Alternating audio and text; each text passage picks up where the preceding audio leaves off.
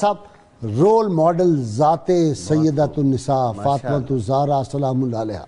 حضرت سیدہ پاک سلام اللہ علیہا، یہ آج کی عورت کے لیے بلکہ تمام مسلمان عورتوں کے لیے جی یہ بہت اہم سبجیکٹ ہے اور یہ آج بہت اس کی ضرورت بھی ہے۔ میں خود جب یہ اسٹڈی بھی کر رہا تھا تو اس کے اندر دو چیزیں میرے سامنے آئیں، آپ کی اجازت کے ساتھ میں آپ کے ساتھ شیئر کرتا ہوں۔ سب سے پہلی بات کہ میں نے یہ کئی دفعہ سوچا کہ جب حضرت امام حسن علیہ السلام اور امام حسین علیہ السلام پہ وہ وقت آیا تو آپ نے قربانی دی، مختصر اگر میں اس کو کروں تو آپ نے قربانی دی اپنے نبی پاک صلی اللہ علیہ وسلم اپنے نانا کے دین کے لیے۔ تو اس کی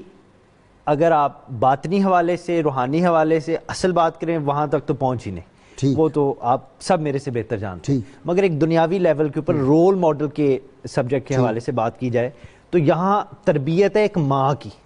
سبحان اللہ، اس نے اپنا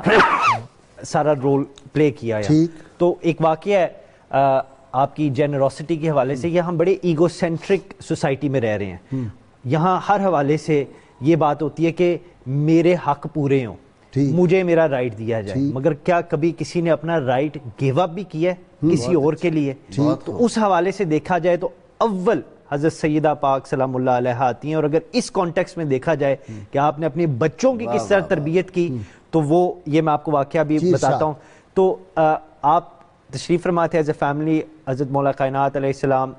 حسنین کریمین اور حضرت سیدہ پاک سلام اللہ علیہا کھانا تناول فرما رہے تھے، تو جب حضرت مولا علی کرم اللہ وجہ الکریم اور حسنین کریمین آپ نے کھانا کھا لیا تو حضرت سیدہ پاک سلام اللہ علیہا کھانا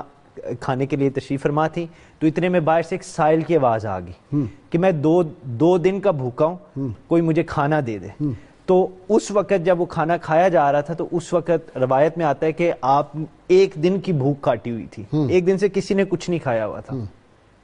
تو جب اس سائل کی آواز آئی تو ہم یہ انفیکٹ جو روایت ہے حضرت امام حسن علیہ السلام سے ہے، تو آپ نے فرمایا کہ حضرت سیدہ پاک سلام اللہ علیہا نے اپنا کھانا مجھے دیا اور فرمایا جاؤ اس کو دے کے آؤ، میں نے تو ایک دن کی بھوک کاٹی ہے، اس نے 2 دن کی بھوک کاٹی۔ اللہ، اور حضرت نبی کریم صلی اللہ علیہ وسلم فرماتے ہیں کہ مدینے اگر کوئی سائل آ جائے، مدینہ منورہ میں، مدینے میں کوئی سائل آ جائے اور کسی کے گھر میں کچھ نہ ہو تو میں اس کو علی اور فاطمہ کے گھر میں بھیجوں گا، کیونکہ یہ وہ گھر ہے جہاں یہ اپنے بچوں کے منہ سے نوالا نکال کے اس کو دے گا۔ اور یہ تربیت ہے، اور یہ بایولوجیکلی سائنٹیفکلی پروون فیکٹ ہے کہ جو بچہ ہوتا ہے اس کو آپ بٹھا کے جتنا بھی پڑھائیں وہ اس سے بہتر ممک کر کے پڑھتا ہے، یعنی دیکھ کے پڑھتا ہے۔ تو جس گھر کے اندر قربانی کا یہ عالم ہو کہ ایک دن کی یا جتنے بھی دنوں کے فاقے ہوں اس کے باوجود کوئی مانگنے